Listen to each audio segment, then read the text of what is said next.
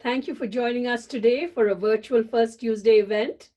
Before introducing our speaker, I want to say thank you to those alumni and friends who've been regular attendees over these 28 years, and welcome those of you who are joining us for the first time today. I also want to acknowledge Wells Fargo, who, as you know, is a long-standing sponsor of the First Tuesday series. And here's our format for today. After introducing our speaker, Jude Bricker, CEO of Sun Country Airlines, he will present, and I will then ask him a few questions of my own before turning to you for your questions. Okay, let me tell you a little bit more about Jude. He was appointed Sun Country CEO in July of 2017. Previously, he served as the Chief Operating Officer and Executive Vice President of Allegiant Travel Company. And prior to his career with Allegiant, Jude was a finance manager at American Airlines. So he's had a good bit of airline experience. He also served as an infantry officer in the United States Marine Corps for more than a decade. Thank you for your service, Jude.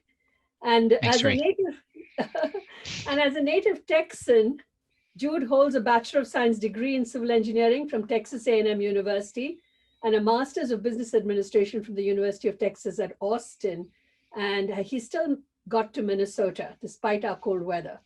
So with that, Jude, I'll turn it over to you. Thanks, Ray. Let me share my screen real quick. So I thought it'd be interesting to kind of start off with the history of the Sun Country, my involvement with Sun Country. Sun Country's been around for about 35 years now and has had a long history of serving this market, but also some financial challenges over its life. And I've always known them as a really good operating entity, but the business model for the rest of us in the industry looking at it from the outside was always kind of a head scratcher as to why it even existed. And I retired from Allegiant after a long tenure there. We actually took that company public, so things were pretty good in the Bricker household. And Sun Country at the time was controlled by two guys, the Davis brothers, Mitch and Marty, and they wanted out to focus on their other businesses. And so, we started talking immediately when I retired, and it was intriguing. And I always felt like Sun Country had a lot more potential than what we were living up to at the time. And to give you a sense, 15, 16, and 17 were three of the best years in U.S. aviation history for airlines. And Sun Country essentially broke even during those periods while the rest of the industry was earning record profits. And so my agreement with Mitch and Marty was basically that I would buy what I could, and then we would take the rest of the company to the market and try to sell their shares. And it was either going to go that we were going to, be acquired in private equity or by some other private holder or by another airline. So that process took about 3 to 4 months. And so then in the fall, winter of 2017, 3 months after I got here, we engaged with Apollo, who had agreed to come on, make an investment, underwrite a growth strategy that I had come up with, and take out the Davis brothers. And so we consummated that agreement in early 2018. And it's been quite a ride. The industry is always exciting, and the goods and up times. So we, changing a business really dramatically is always a challenge. And certainly one that is as old as our company, making substantial changes to was a real challenge. But the employees did a great job.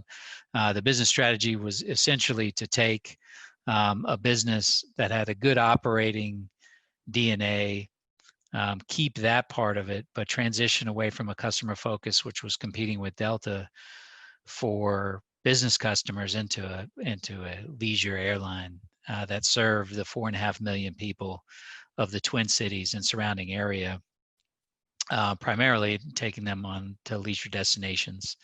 And those traffic patterns have been around for generations, taking Minnesotans down to West Florida, South Florida, South Texas, Southern California, and Arizona destinations for the winter.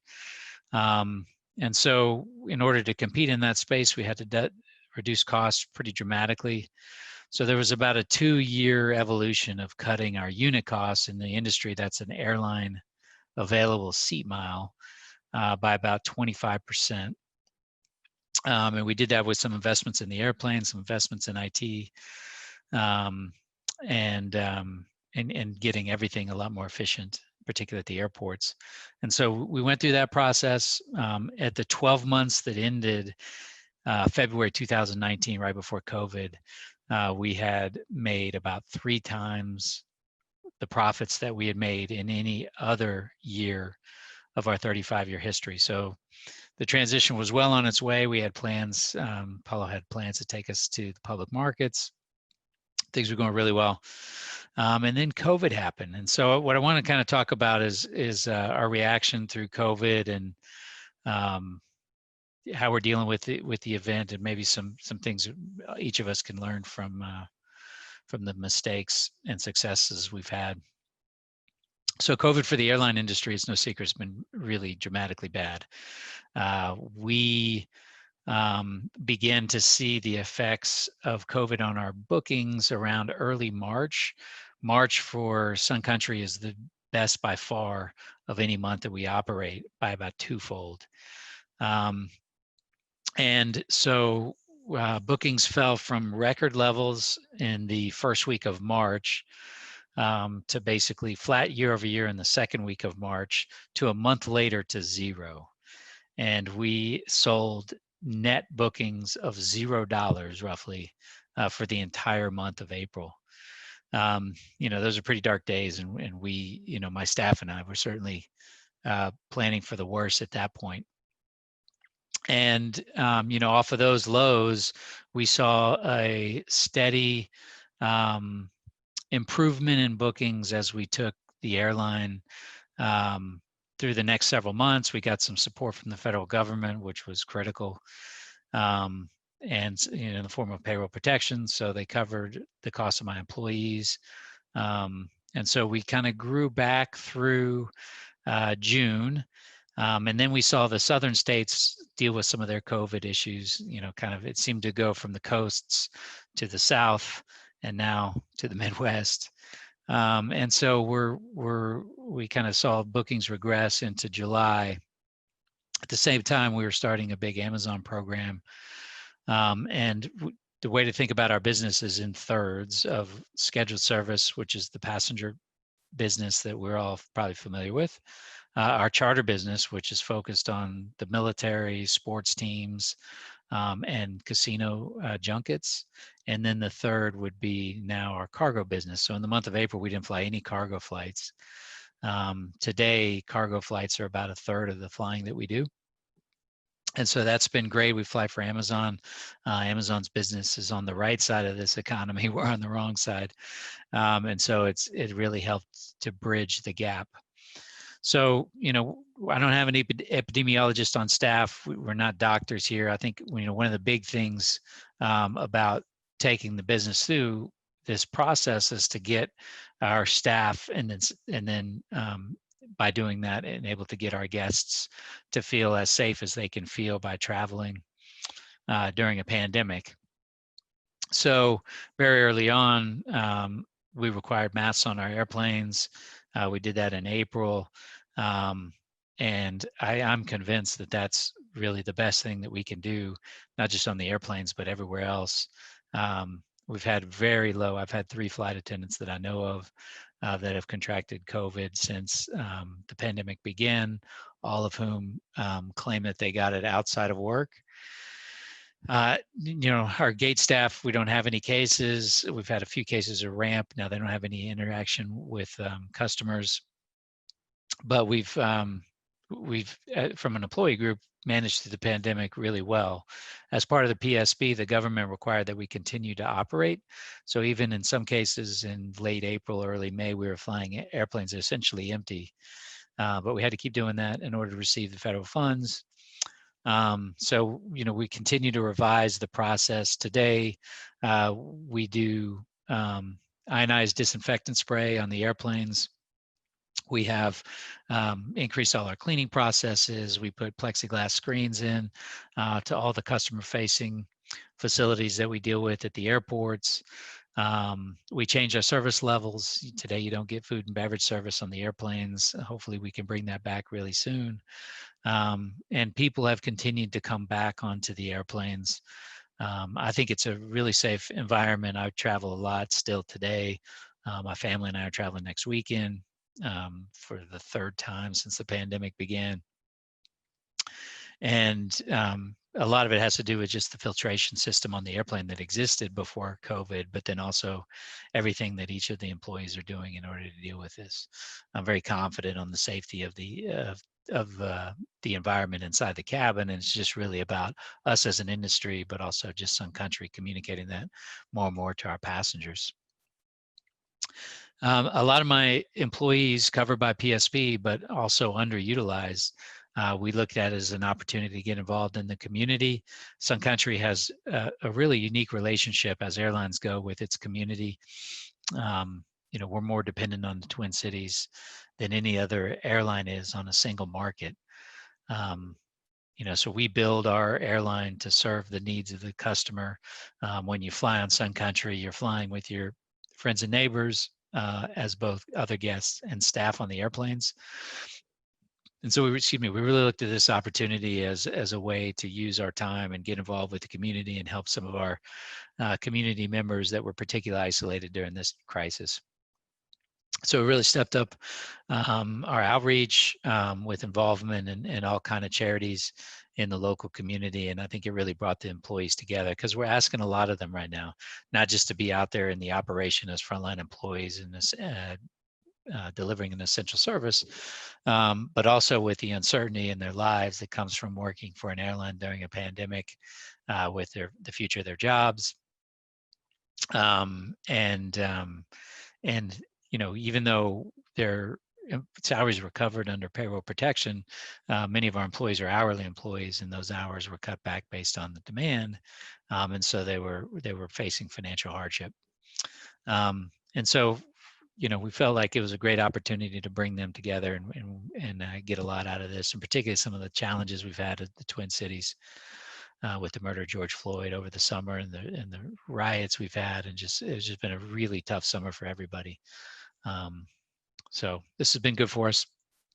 I'm going to talk a little bit about transitioning quickly. As an industrial, scale is probably 99% of the time a good thing. We're the smallest mainline passenger airline in the US, and as such, we could really transition really rapidly into a new line of business. For us, this has been our cargo business. It's a bit fortuitous that we signed a contract in December, which now became, a third of our flying. But it's also a testament to the staff that I have. It's quite a lot different to run a passenger airline than it is to run an express package carrier. So like I said, in April, we didn't have any cargo flying. We brought on 10, soon to be 12 airplanes that now deliver about a third of our capacity.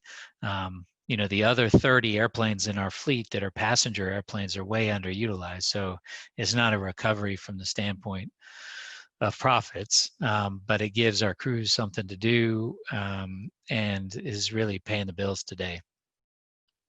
When we went into the Amazon business, it was really about being a better leisure carrier to the local market. And the challenge we have here as a leisure carrier, particularly in the Twin Cities, but leisure carriers everywhere, is that all vacationers want to go generally at the same time. And the last 2 weeks of March, as you'd imagine, being here in the Twin Cities, super busy. But in the month of September, demand is really, really low. So we had a great business 100 days a year. Weekends, holidays, March during spring break, MEA weekend. And the rest of the time, it was really challenging to be a carrier here. And so in order to service that customer better, we brought on Amazon with the idea to flatline our capacity so that we could peak up better. So we wanted to grow. We could either grow outside of Minneapolis, or we could find ways to grow where we could grow during when flying was good without penalizing the bad period. So how do we bring on overhead in order to peak up further when flying was really good, at the same time, not make September any worse, for example. And that was quite simply the reason for going into the cargo business.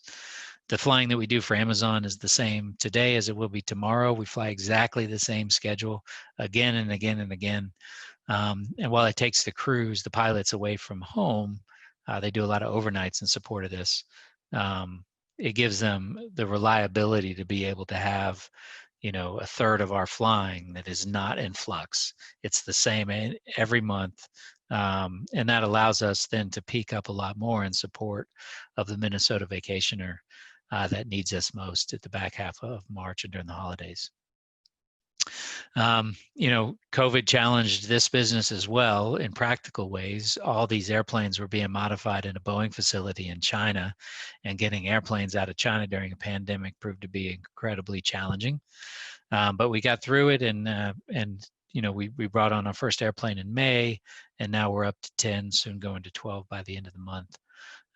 And so we're really excited about this section of our business.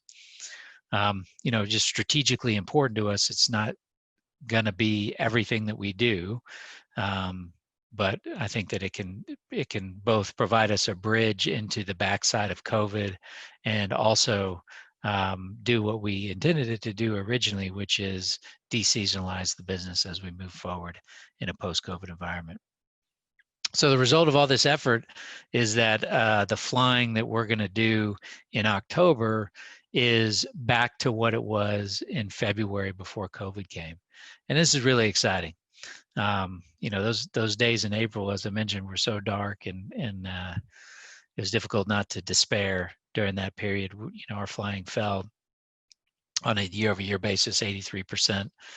And we've kind of been clawing back into basically the same schedule. So we're going to fly as many departures in the month of October as we did in February, but that's on the back of a decline of about 50% of our scheduled service flying.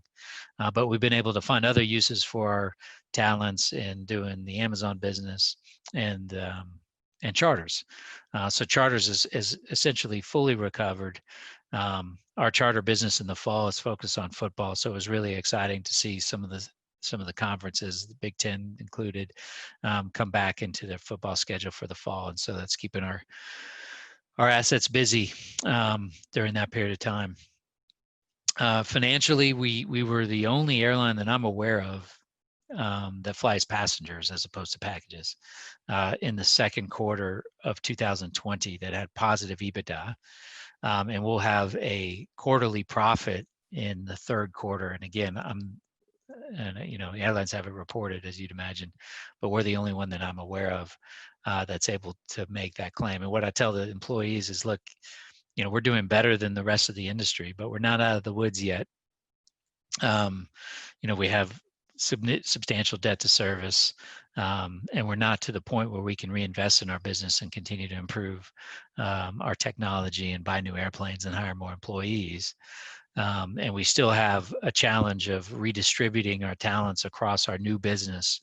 We have a significant number of employees that are back office and support scheduled service flying, which was expected to be 2 or 2.5 times what it is now. That need to be reallocated. So we're not out of the woods, but we feel pretty good about where we're going. I think one of the big lessons is just getting the employees to have hope in the process. And a lot of the guys that are really senior here in Sun Country have been through challenges in the past. They had to take pay cuts or have involuntary furloughs inflicted on them. And there was just a lot of anxiety and concern as we approached this period. And working together and getting through it, and bringing on a whole new line of business in order to replace a lot of the flying we had. I have about 1,650 employees today. We're doing everything we can to save all those jobs and continue to be there for the Minnesota vacationer when they're ready to get back into the air. So that's kind of the story, Sri. I don't know if we can open up to questions if you like.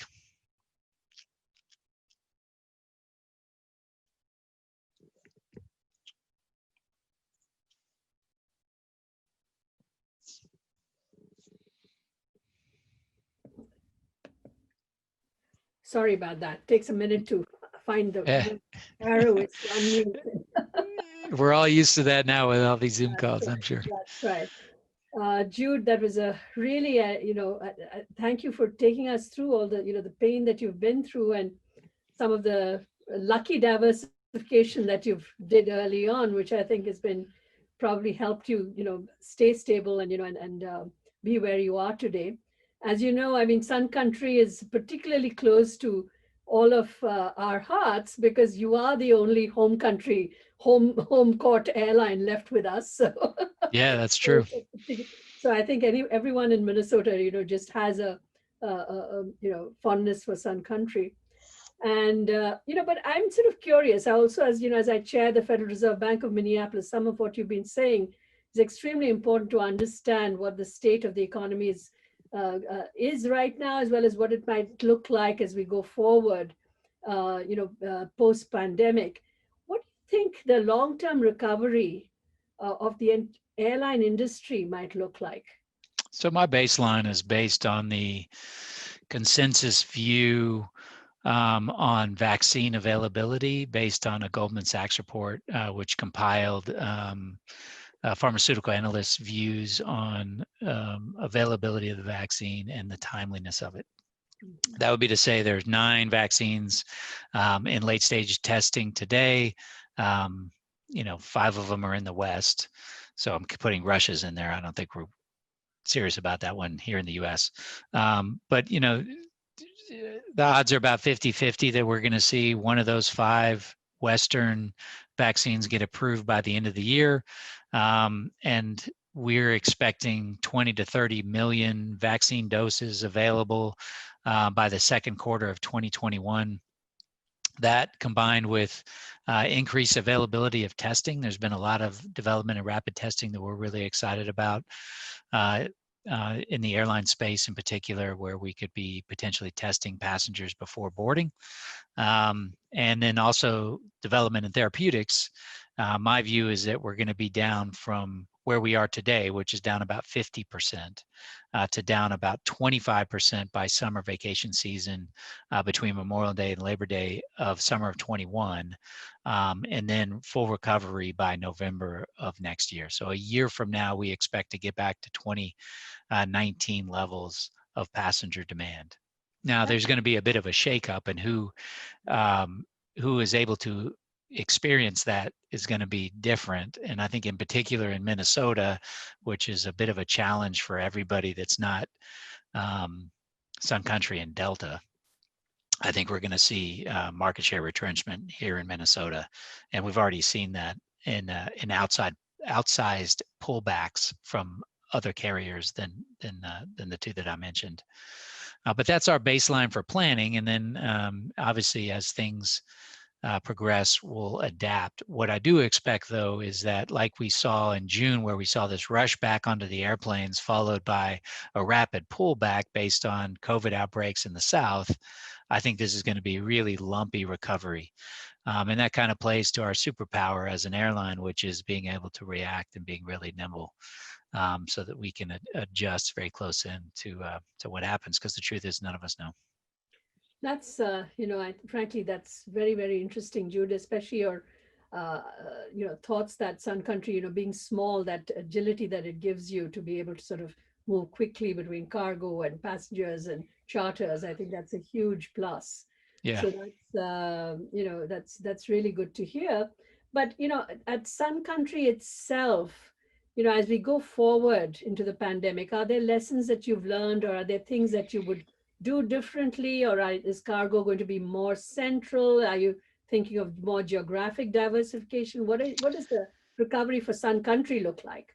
Yeah, I mean, I've always had a philosophy when I was running Allegiant as well that variable costs, even if higher, are better than fixed ones, and this has certainly proved that point. So if you think about new aircraft for an airline, typically they're justified based on the efficiency of the new airplane being able to be utilized very frequently to drive down what is a higher capital cost into a lower unit cost.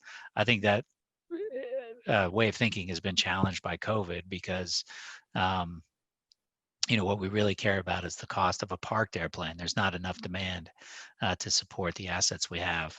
And so I think we're going to continue to push into more and more variable costs through the ownership of our aircraft and try to take advantage of this. I just got out of a meeting where we were looking at the value of a 737-800. That's the kind of aircraft we fly. We expect it to be 45% lower than what it was at the same time last year.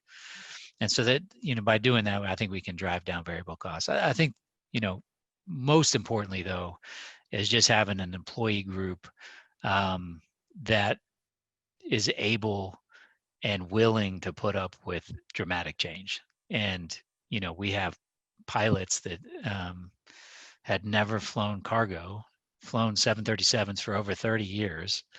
And now they're flying cargo. And, that's very difficult generally for an organization to manage through, particularly when, we're a pretty old company with a lot of employees that have been through the whole history of Sun Country and inflicting that kind of change. And most importantly, how they react to it, which is that they get on with it. And I mean, I've been quite frankly amazed. We launched a cargo business with 99% on time, and flying a whole new business line, and it's been dramatic. And then on the flight attendant side, the flight attendants are really challenged in this environment because we don't have nearly the demand we thought we were going to have to. And I want to do everything I can to avoid involuntaries. And they work together and spread the flying around that we do have by taking voluntary furloughs and taking some time off and spending it with their families. And I feel and hope that it brought the company as a family much closer together. That's amazing, and thanks for sharing that. But I mean, there's another side to it too. I mean, you do mention that yes, the vaccines might get available by January. We might have sort of widespread distribution, and you're hoping that by November that we'll be back on track next year in terms of Mm-hmm. capacity and so on. But one of the great unknowns that we struggle with as well is how does it what about the consumer? Is how do you convince travelers that it's safe to fly? I mean, yes, you've had better ventilation systems forever. I mean, aircraft have usually been safer places than other kind of environments in terms of the circulation of air and things like that. But how is it impacting your messaging to potential travelers? I mean, how is Sun Country convincing travelers that it's safe to fly? Well, I mean, we do all the processes that I mentioned about cleanliness of airplanes and masks for other customers. The number one complaint that I get from travelers today is about other customers not wearing their mask. And so we're doing as best we can to police the cabin and make it safe for other people, and then communicate that out through emails to our customers. There's a process before you board where you declare any COVID risk that you've had, and we offer to reaccom you if you don't feel if you feel like you're a risk. And but I think that's kind of all we can do. I mean, ultimately, it's going to be that the public has to be comfortable going out in public, and the cabin of an airplane is no different in my mind than it would be going out to a restaurant, getting comfortable going to a public event in any other setting. And so I think it has to be in the prevalence of the disease becoming under control and people getting more and more comfortable. I live out in Minnetonka. My kids are high school kids. They're not back in school. They're working from home. And we kind of went through this process that they all work in their essential service jobs. My wife works in assisted living. And as we kind of went through this process, we were locked tight, and I was able to maintain that for about a month. and then there's sort of, they're teenagers, and they see their friends, and life kind of comes back to normal. We're as careful as we can in our private lives, but also here at work in the office. I'm coming to work, and we're on a hangar here on the MSP airport, and all my employees wear their masks, and we're doing what we can. But ultimately, life comes back to the way it was, and people will congregate. People want to go see their families that live away. People want to go to the beach. And so, I think I think even if we're where we are now, Sun Country is going to be okay for a really long time. And so, my view is to be, we need to do everything we know that science tells us we should do to keep people safe on the airplane. To the best that I know, we're doing everything that we can. We need to communicate that to our guests and make sure that they're aware of all the measures we've put in place to protect them. And then survive financially so that I can protect 1,650 jobs to be there on the backside of this. Thanks, Jude. This is, really interesting. I know we have a lot of questions from the audience. So, what questions or comments do all of you have for Jude? I think Amy will be taking them and reading them out. And please use the raise your hand button on the bottom of your screen, and we'll unmute your line if you have questions live after we get through a couple of questions that have already been submitted. Right. Thanks, Ree. All right. Thank you so much, Jude. We have lots of questions here for you. So we're going to try to get through as many as possible. The first one is, given the challenges in 2020 and the previous shortage of pilots prior to the pandemic, how do you see the recruitment process changing? Are you forecasting the return of seasoned pilots or a whole new recruiting class coming on board? Well, right now we're not hiring, but I would say if we'd have had this call 7 months ago in February, our biggest constraint for growth was pilot hiring. That's no longer a constraint. Our pilot hiring standards aren't any different than they were then. We just have a lot of applicants. And so, I think we're going to be able to fill any class that we're able to get. We're able to justify having. And with flying having recovered, actually this morning I was in a meeting talking about potentially taking on some crews to support the growth that we've seen in the passenger and charter business. But it's not, there's no change. It's just there's a lot more pilots available. One of the interesting things that happens in our industry is that there's a lot of furloughed pilots from other airlines that are out there looking for interim work. To the extent we can, we want pilots that are going to be at Sun Country for a long time. And so, furloughed pilots, I think, are going to be really challenged. It's just why it's really valuable to have payroll protection so that the pilots can stay where they are. Thank you. The second question, can you please speak to the percentage or volume of revenue Sun Country has been able to retain by booking future flights for travelers versus giving refunds? Will the airline continue to be respectful to passengers' travel concerns and be flexible with change requests or potential cancellations? Yeah, so we have, today we're selling about 50% of the volume that we did at the same time last year, and about a fifth of our bookings today are voucher redemptions from canceled flights in the past. We have a policy with 60 days out that there's no change cancel fee. And so, that continues on today, and passengers that book in the future that change their mind about travel have that ability to cancel. And our vouchers are 1 year redemption requirement with a requirement that you redeem them for travel in the future at that time. So, essentially someone that had a travel plan that would have to be canceled in March, and they chose not to travel, not us canceling the flight. They chose not to travel. They have a voucher for that travel. if they booked it this time last year, they can now book all the way through August of 2021. At some point, though, the industry has to move on from vouchers. Voucher is saying, hey, you decided not to cancel your flight.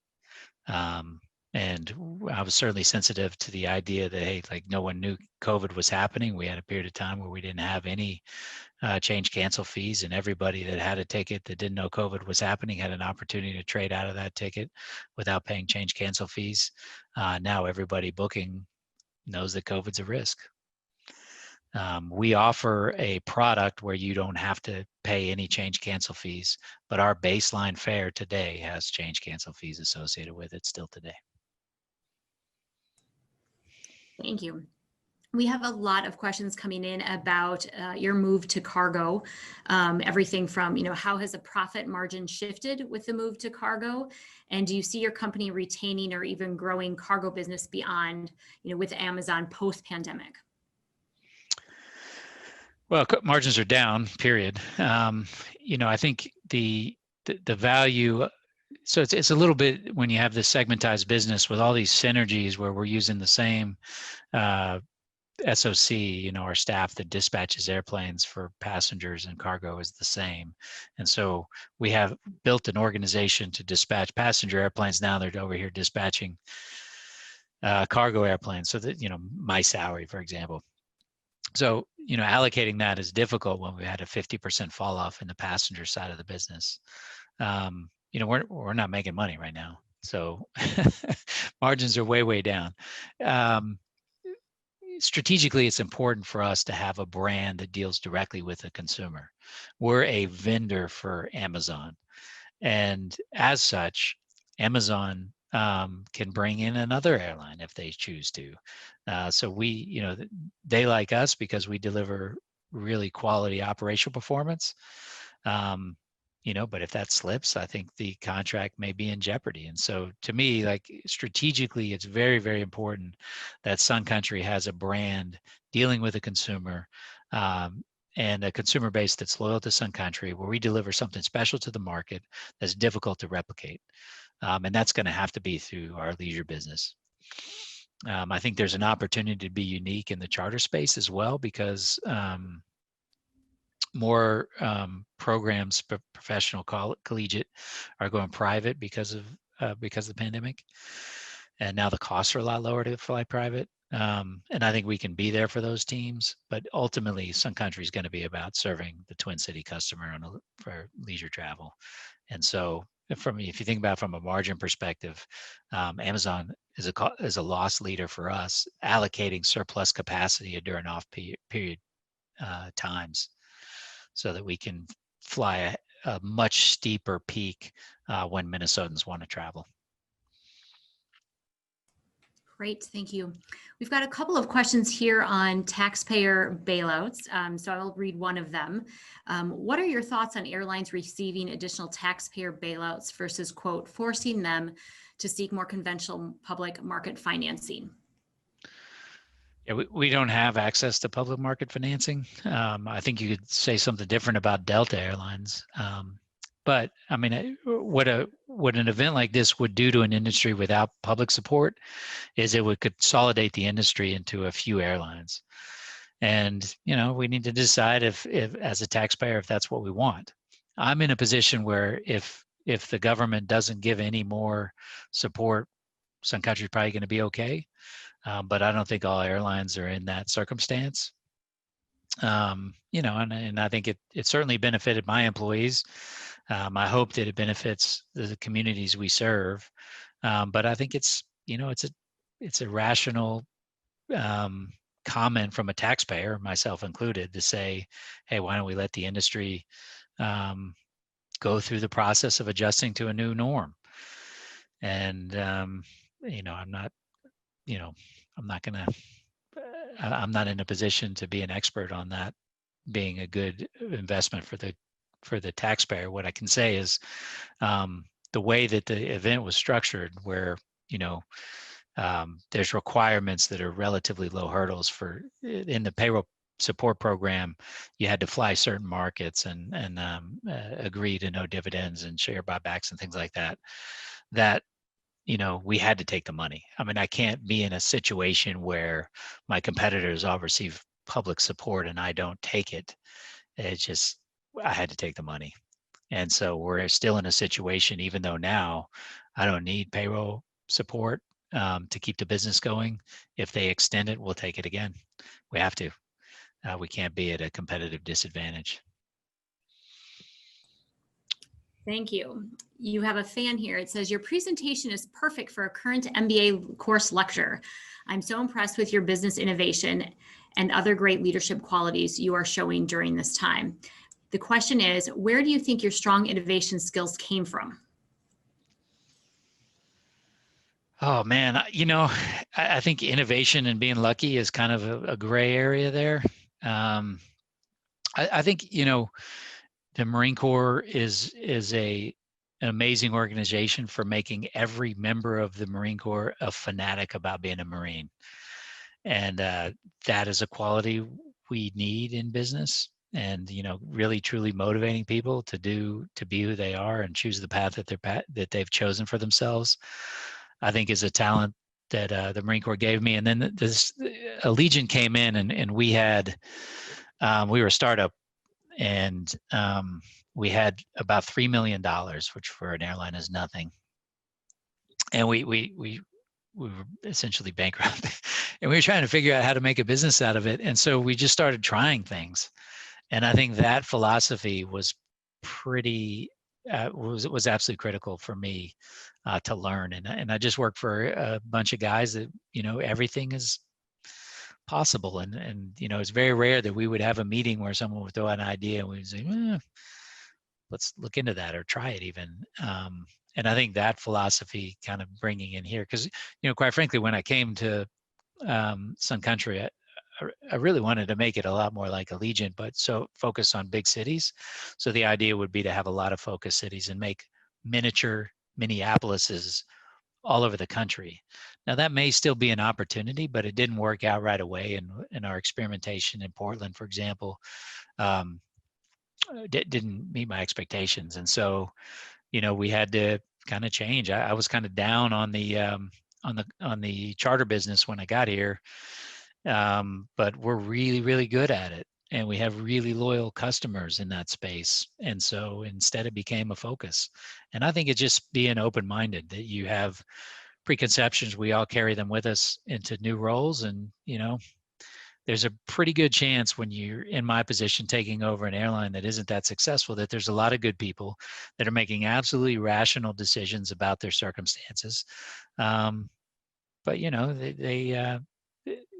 there's some assumption that was invalid, or that they were a victim of unfavorable circumstance or whatever. And, that there's talents everywhere that we can build on. I can learn something from everybody I have an interaction with.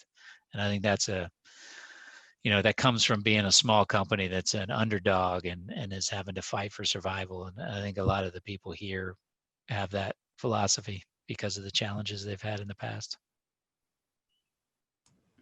Thank you so much. One of our listeners is asking, why are different airports back at different recovery rates? And do you see vacation travel or business travel recovering first? Well, so let me answer the second part of that first, which is that business travel is absolutely lagging. I mean, dramatically lagging leisure travel. And I think that explains then also the outperformance in the airline space of airlines that focus on leisure customer. We're dramatically outperforming the rest of the industry. And then also the outperformance on certain airlines in recovery because of their leisure focus. So Orlando and Vegas, famously leisure destination airports, are recovering much more rapidly than San Francisco, New York City, and Chicago. And that's just a nature of the traffic mix that they've always had. So, we experienced this in 9/11. We experienced this during the Great Recession, where leisure customers just returned really rapidly. And Sri, this kind of goes to your original point about the consumer. I think many, this is clearly discretionary spend, but it's critical spend nonetheless to many customers. And what we've seen, so in sort of credit card receipts, for example, is, a lot of the dollars that were spent on travel have been reallocated to other sectors of the economy, like home improvement, dramatically outperforming year over year. And we're starting to see that regress back to the way it was.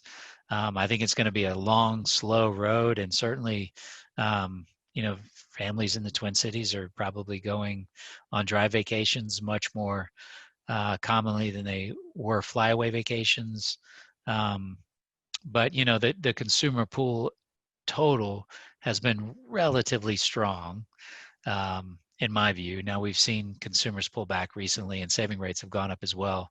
But I think both the priority of air travel, leisure air travel on a family's budget, and also the stability of family spend, particularly here in the Twin Cities economy, which is a lot of healthcare, food and beverage dependencies. This is a very stable economy, not one apt for rapid growth nor recession.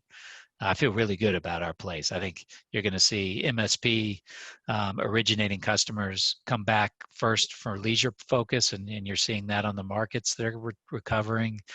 So on a year-over-year decline, massive declines in Minneapolis to New York, Chicago, Seattle, DC area, but relatively, we're down like maybe 20-30% to markets like Orlando, west coast of Florida, Southern California, Phoenix. Those markets have held up a lot more, and that just gives you a sense that the leisure customer is the first one to come back into the air.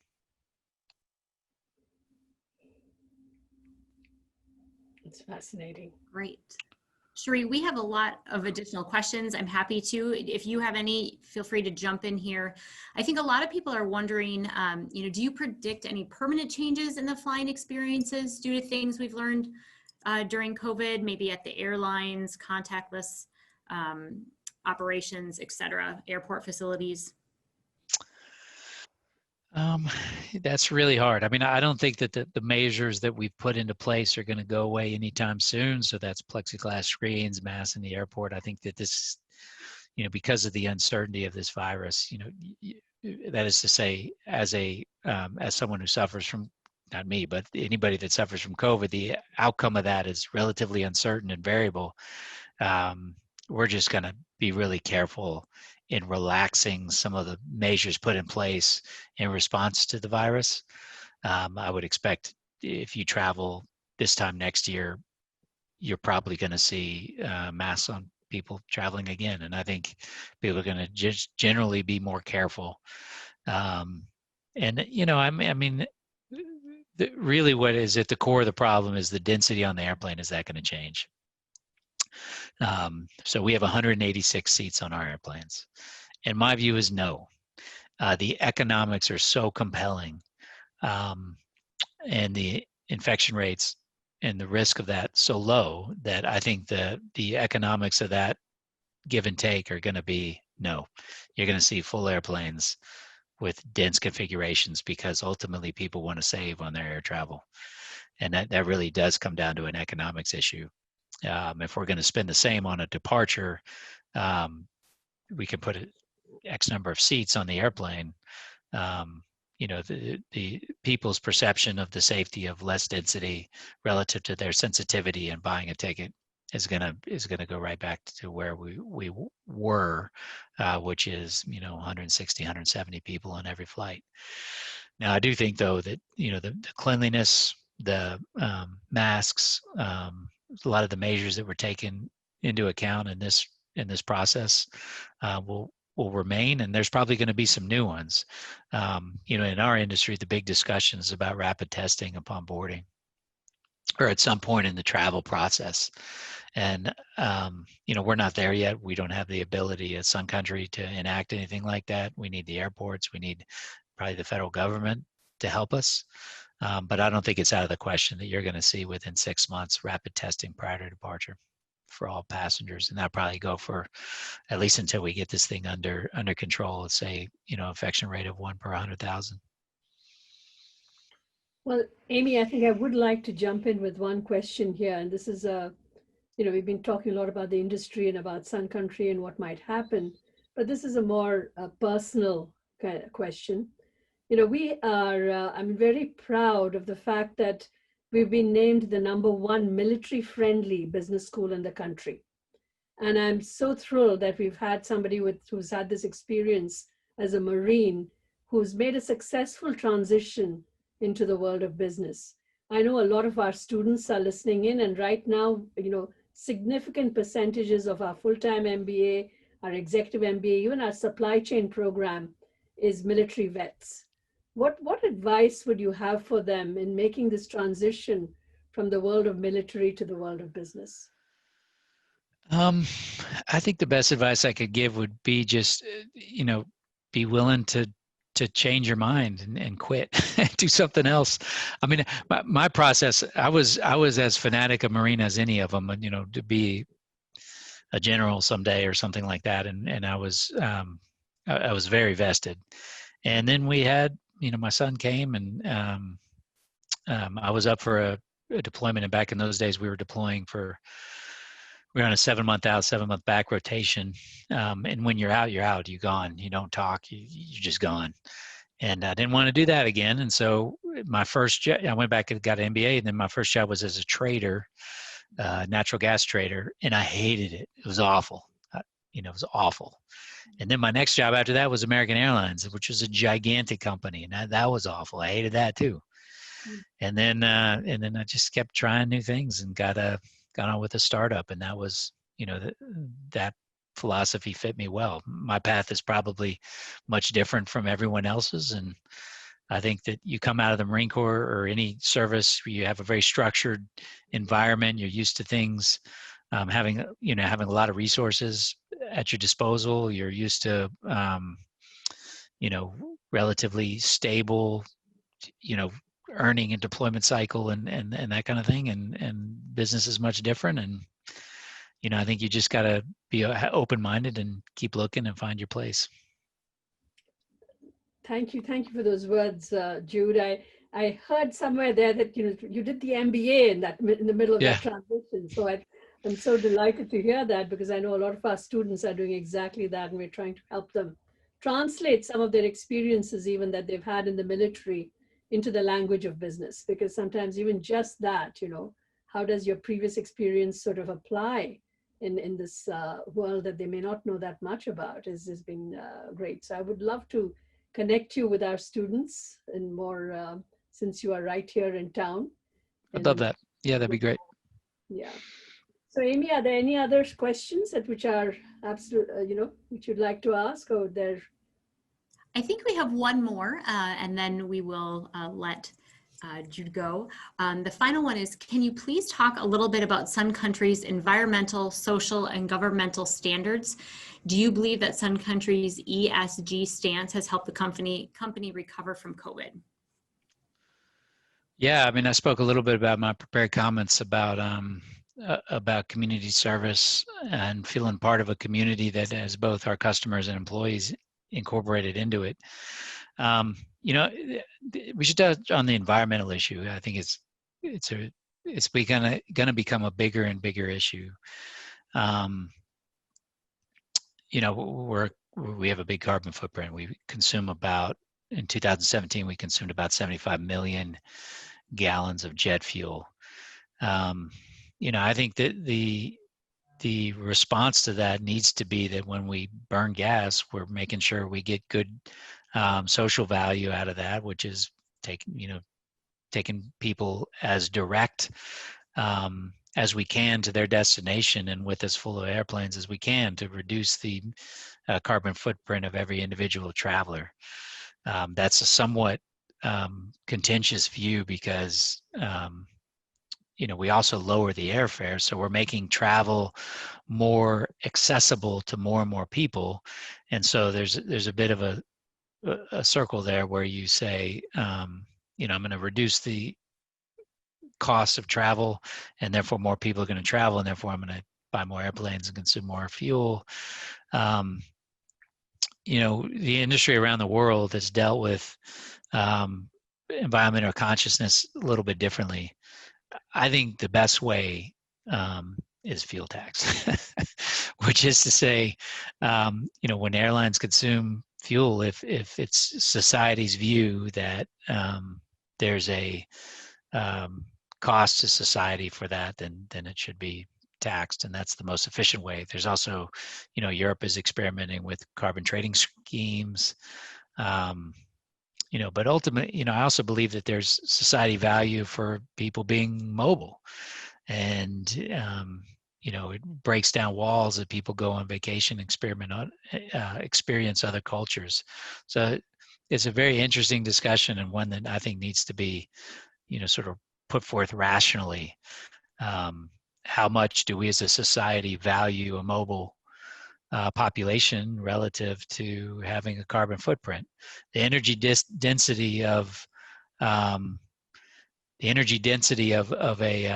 a gallon of fuel isn't something we can replace with electric power anytime soon. It's just, electric aircraft don't work for anything that's of substantial length, and there's nothing on the horizon that's going to change that. But what we can do as an industry is just have a discussion about it. Make sure that when we consume fuel, that we're doing it with full airplanes and as little connections as possible. Those are really inefficient ways to get a customer from A to B, and I think that's the right way to do it. One other thing that we talk a lot about here at Sun Country is diversity. It's not totally in the wheelhouse of ESG, but I think that this is something that in this country now, particularly where we live here in the Twin Cities, it's just a huge challenge, and we have a pretty white state.